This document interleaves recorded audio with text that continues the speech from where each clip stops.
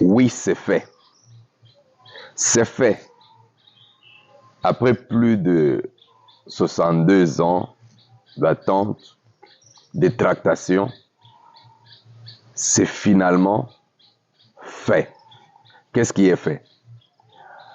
Un petit rappel.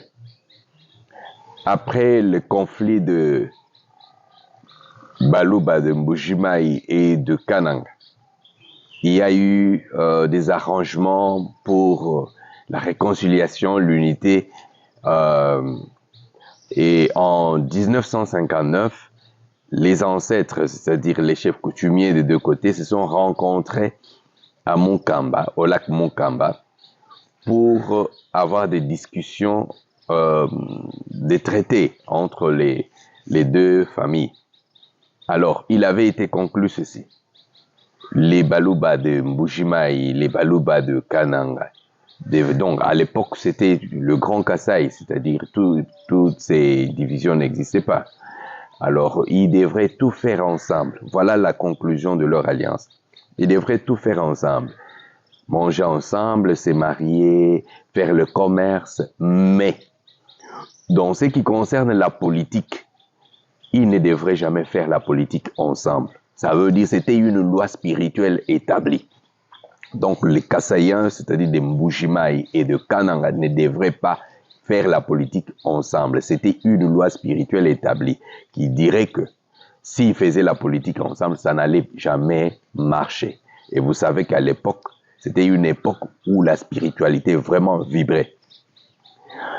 Et plus tard, les Kasaïens de Mbujimaï et de Kananga se sont retrouvés parce qu'ils doivent vivre ensemble, en train de faire la politique ensemble. Ils sont partis de commerce et tout ça, mais en train de faire la politique ensemble. Mais ça ne pouvait jamais réussir. Les fruits ne pouvaient, des bons fruits ne pouvaient jamais naître de là.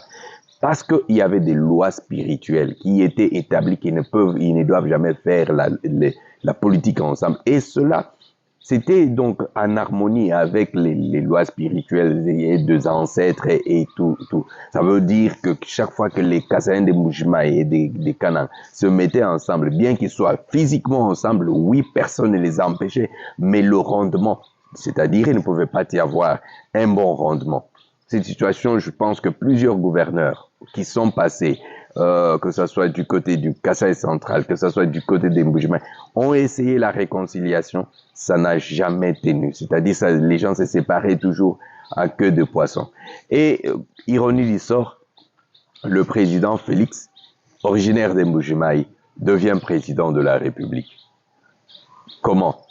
Alors, il y a eu des tractations encore. Il faut régler la chose. Parce que si on ne règle pas la chose, ça ne peut pas marcher. Les choses ne peuvent pas marcher. Parce que, qu'on le veuille ou pas, le pouvoir fonctionne avec la spiritualité. Qu'on le veuille ou pas, le pouvoir fonctionne avec la spiritualité. Ça, c'est peut-être pour ceux qui sont à l'étranger, qui pensent que tout n'est pas, c'est-à-dire tout est seulement virtuel. Non, la spiritualité existe. Pour ceux qui connaissent, donc les évidences sont là. Et voilà, les gens tournaient à gauche et à droite, les gens faisaient des efforts, mais rien ne produisait, rien ne pouvait produire. Alors, je pense que c'est cela qui a poussé les apôtres, le Conseil national des apôtres, à s'investir. C'est depuis l'année 2022 que le Conseil national des apôtres s'est investi. Alors, une parenthèse par rapport à l'implication du Conseil national des apôtres dans cette affaire. Les gens pensent que parce que les apôtres, est-ce qu'ils croient dans la coutume? Oui, nous croyons dans la coutume parce que vous qui me regardez, vous avez fait le mariage coutumier avant que vous puissiez faire le mariage religieux. Et quand vous avez des problèmes dans votre foyer, c'est peut-être à la famille. Et la famille veut dire quoi? Veut dire la coutume. C'est-à-dire, les lois là qui étaient établies, c'était les lois qui étaient établies par les parents. C'était les parents, c'était comme les deux parents de Mbujimaï et de Kananga qui se sont mis ensemble, qui ont établi les lois. Et qui peut se passer de la bénédiction de son père? Et aujourd'hui aussi, si ton père te maudit, si tes parents te maudissent, tu auras toujours des problèmes. C'est ça, c'est dans ce cadre-là, parce qu'on ne prend pas le côté d'abord mystique de coutume. Nous prenons le côté parental des chefs coutumiers. C'est ça l'approche du Conseil national des apôtres. Donc, il faut que les gens puissent bien comprendre et interpréter les choses. Dire que, bon, les chefs coutumiers représentent les parents. Ils se représentent les parents. Alors, comme étant parents que nous avons reconnus et qui étaient reconnus à l'époque et qui sont encore reconnus aujourd'hui, c'est passé de cette loi, c'est passé de, c'est-à-dire, c'est donc violer, c'est-à-dire déshonorer ses parents. Bon, je reviens. Alors, le Conseil national s'est investi et en 2022, ça n'a pas marché. Mais Dieu merci, on s'est encore relancé en 2023. Et voilà que la date avait été fixée pour que les gens, y ait quand même les échantillons des familles qui étaient là lorsque la décision, donc ces accords étaient là. Donc c'était ça le primordial pour que les gens comprennent. Il y avait des familles qui étaient directement impliquées dans cette loi-là, du côté des Mbushima et du côté de Kanang. Voilà pourquoi il a été recommandé, demandé plutôt aux grands chefs, les chefs Mwananga de Kalamba, et les chefs de Bachilanga et de Kananga, et puis le chef Mutombokachi de Mbushima qui a, c'est-à-dire, qui ont cherché à rassembler les échantillons des chefs coutumiers qui devaient participer à la cérémonie. Et le vendredi 29 au samedi, la nuit du vendredi 29 au samedi 30, la cérémonie a été faite. C'était avec un grand succès, malgré les différentes tractations, mais le plus important, c'est que ça s'est bien fait.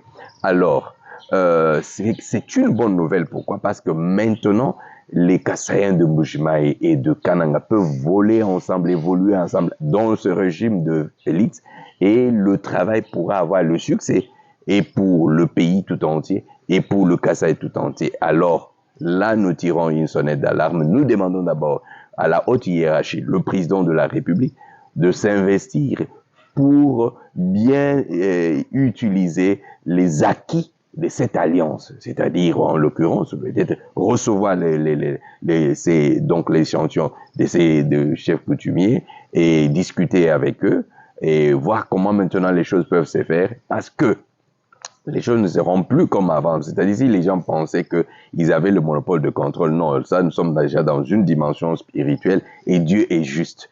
Tout celui qui veut avoir le pouvoir au Kasaï, c'est-à-dire, doit être sincère. S'il n'est pas sincère, ça ne pourra plus jamais marcher. Dieu va ramener de nouvelles personnes. Ou vous qui êtes là, c'est-à-dire, il faut renouveler vos cœurs, il faut changer vos cœurs, sinon vous serez frappés par la main invisible de Dieu. Dieu ne pourra plus permettre que le Kasaï puisse continuer. Et dans la même merde, non. Et pour cela, je veux aussi ajouter que il a été question, nous avons prié, nous avons pris des dispositions pour déclencher la richesse, c'est-à-dire que les richesses puissent revenir au Kasaï, si je parle Kasaï central, Kasaï oriental, le développement, et nous allons voir ces histoires-là. Tout celui qui cherche à être, qui s'oppose, les voleurs, vous ne pouvez plus rien. Si vous êtes voleur, vous serez frappé. Il faut abandonner le vol. Donc, c'est maintenant le temps de vraies personnes. Donc, c'est une très bonne nouvelle et nous pouvons déjà préparer le deuxième mandat du président de la République qui sera avec succès pour tout le peuple congolais. Et c'est tout le Congo qui va s'en réjouir.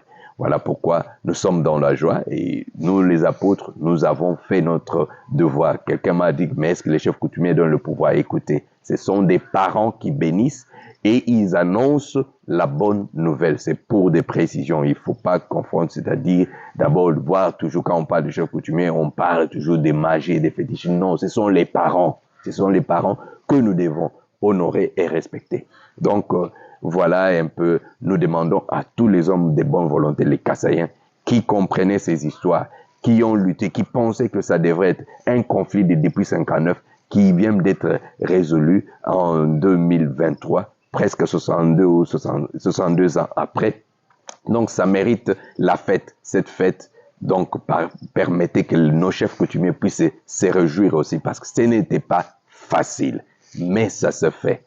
Donc, que Dieu nous bénisse, que le Congo soit béni et que les choses puissent aller de l'avant. Merci.